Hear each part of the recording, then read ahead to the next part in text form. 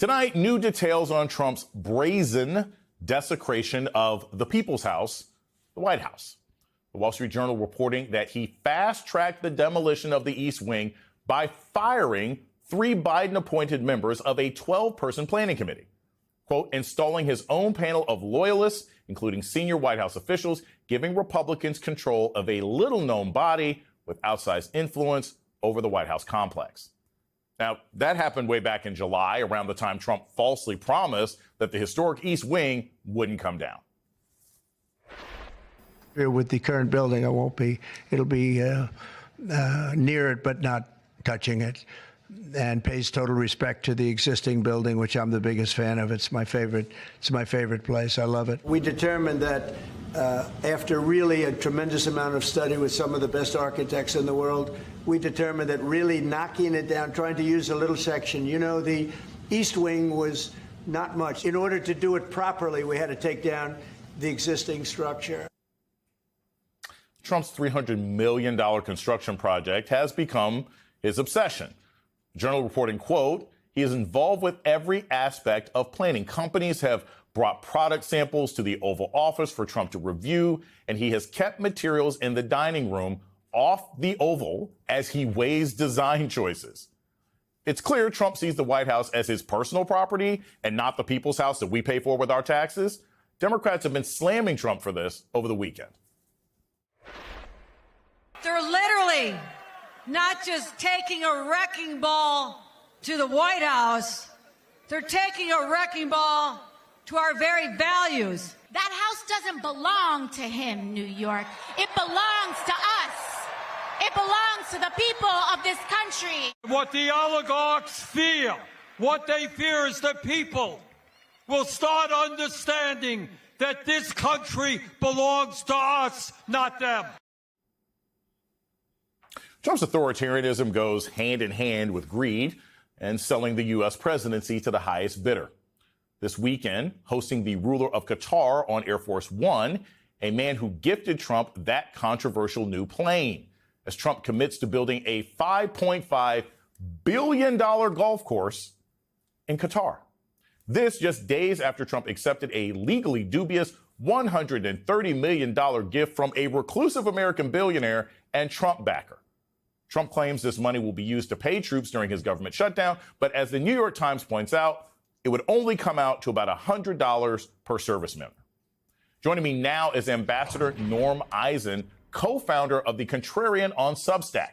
He was the top ethics lawyer for Barack Obama, founder and executive chair of Democracy Defenders Fund, and also co-founded CREW, Citizens for Responsibility and Ethics in Washington. Norm, thank you so much for joining us this evening. I want to start with this $130 million to the military. When I first heard that story, first off, it seems so bizarre to me because it's not a private army. I don't ever remember seeing service members out washing cars in the driveway to raise funds. So I don't know how someone can give that kind of money. Don't just tell us the ethical implications of this, but how is this money going to be used? Can it just be thrown in with our tax money? Like, what is the background of this and how could it actually be distributed? Jason, I never would have allowed a private individual to pay the salaries of military members, because whenever people write checks, large ones, like for $130 million, that comes with strings attached. And Donald Trump has put the government up for sale to the high bidder. And that idea, another reason I wouldn't have allowed it when I was giving ethics advice in the White House, was because the law has standards that are breached by this payment. If the military cannot be paid by Congress, you can't do an end around, and the law says so. No end arounds to have a private individual pay. Moreover, the Pentagon is using its gift authority, but you can only use the statutory gift authority for proper purposes. Like with that gold-plated jet where we at Democracy Defenders Fund objected, and we filed a complaint with the Office of Inspector General. This huge payment is not in America's best interest, besides which it's not enough to pay the service members. That's what sort of hit me about this. And I want to show you this list right now. Bernie Sanders put up a tweet recently on corporate tax breaks and the ballroom donations. So we're already talking about the fact that some random person, again, who we don't necessarily know because it's a reclusive person, gave $130 million to the military. Now we see that Trump's big, beautiful bill gave to Google, gave Amazon a $16 billion tax break, Microsoft, Facebook. And lo and behold, now all of these corporations have given him money for this $300 million addition to the ballroom. What is going to be our obligation, or how can we track these companies going forward? Because they got a tax break, they're funding the new East Wing. How do we know they're not also just going to be getting deals in Congress? And how would we potentially stop that as a country? Well, the American people are going to be the ultimate guardrail, Jason, because they elected Donald Trump on a promise to drain the swamp. He's flooding the swamp with corporate cash. And if you think these enormous sums, huge checks to the Pentagon to build the Golden Ballroom, to provide this gilt Air Force One, if you think those don't come with strings attached, you're not paying attention. Corporations view this as an investment. They want returns. They're getting those returns, and they're going to demand more. So for Donald Trump to scratch his itch, he wants that ballroom, he wants that plane. We run the risk of the American public interest being sold out. Now, there's a variety of other laws that are implicated at the Democracy Defenders Fund. We're litigating over 200 cases and matters. And I think you're going to see more litigation because these payments are illegitimate. Before President Trump bulldozed a third of the White House last week, he had already paved over one of its most beautiful and iconic places, the White House Rose Garden. This summer, President Trump poured concrete over the Rose Garden at the White House in order to create this, what he calls the Rose Garden Club. It's basically a fast food restaurant patio with garish yellow umbrellas he had shipped up from his house in Florida to make it look like the assistant manager hasn't arrived yet to really set the place up. Look at that. That used to be the Rose Garden. Destroying the White House Rose Garden, literally paving it, cost nearly $2 million. And then the excavators showed up. Last week, in tearing down the historic East Wing of the White House, Trump destroyed not just the East Wing, but also a second historic garden, the Jacqueline Kennedy Garden, which, despite the name, was not designed by Jackie Kennedy. The garden was named in Mrs. Kennedy's honor, but it was designed by her friend, the legendary gardener, Bunny Mellon. B-U-N-N-Y, Bunny is her first name, Bunny Mellon. You can actually just make her out, barely make her out in the background of this photo from the time, Mrs. Mellon. Bunny had married into the Mellon family's industrial and banking fortune. Through her friendship with the Kennedys, she ended up designing both the White House Rose Garden, which Trump paved, and the absolutely lovely Jackie Kennedy Garden with its magnolias and its slow-growing, painstakingly cultivated hollies. But that garden is also now gone, bulldozed by Donald Trump, destroyed to make room for Trump's new Mar-a-Lago-style ballroom, which Trump says will cost somewhere between $200 and $350 million, money he has apparently raised from private donors. The current American president has decided to never mind Congress and the power of the purse that is laid out in the Constitution. When he wants money for something, he just finds another purse somewhere.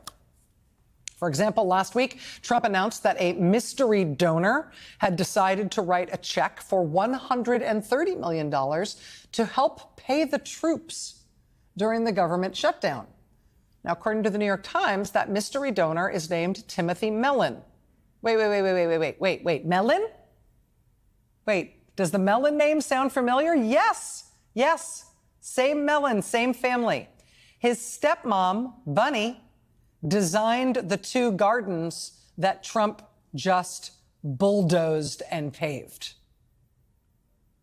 You may remember Timothy Mellon as the single largest individual donor of the 2024 election cycle. First was Elon Musk. Second was Timothy Mellon. He poured millions of dollars, many millions of dollars, into helping candidate Trump. He spent another $25 million on trying to elect Robert F. Kennedy Jr., because why not?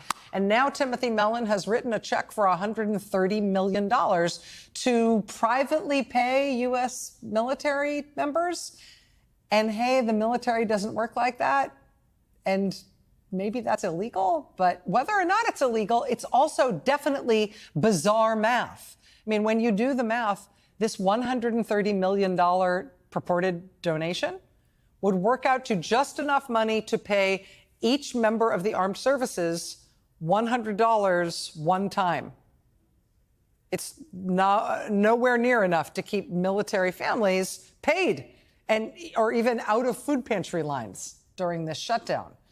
But sure, why not hand over $130 million to shove it down this hole? He's still giving it, maybe, I don't know.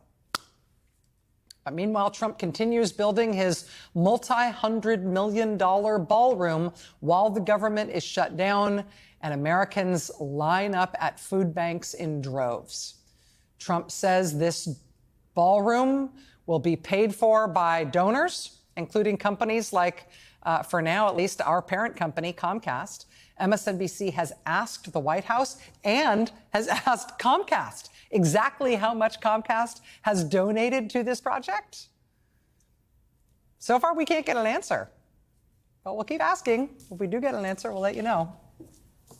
They thought we wouldn't notice. They thought we'd just shrug while a president-turned-monarch sketched a golden ballroom over the bones of the people's house. But tonight, the plan hits a wall.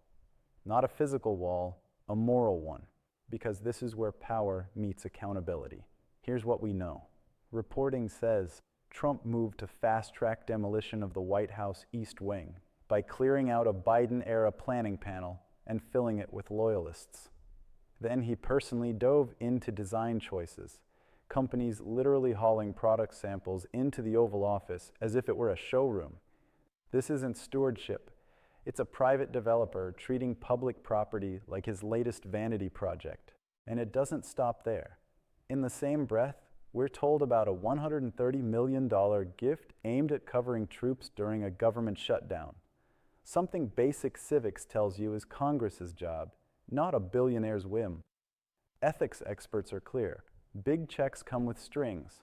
Meanwhile, the ruler of Qatar gets an Air Force One photo op, while Trump touts a $5.5 billion golf venture there. Add in corporate giants that got massive tax breaks and now appear as donors for a $300 million add-on. And you can see the contour of the deal. Public office leveraged like a brand. Policy traded like ad inventory. This is not just about a ballroom. It's a blueprint for how corruption hides in plain sight, draped in marble samples and renovation talk. Fire the referees, install your own, claim it's all respectful of history, then bulldoze the part of the building that's inconvenient. And when budgets get tight, don't fix governance. Pass the hat to oligarchs and call it patriotism. That's not democracy. That's auctioning the republic to the highest bidder. The human cost is trust. Service members should never wonder if their pay depends on some reclusive donor's generosity. Civil servants shouldn't fear that historic spaces exist at the mercy of one man's ego. And taxpayers shouldn't wake up to learn that corporations with a legislative wish list just sponsored a wing of the White House. Here's the moral truth. A presidency is not a private enterprise. The White House is not a showroom.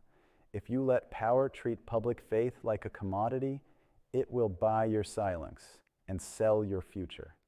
The only antidote is sunlight, rules that bite, and citizens who refuse to be treated like marks.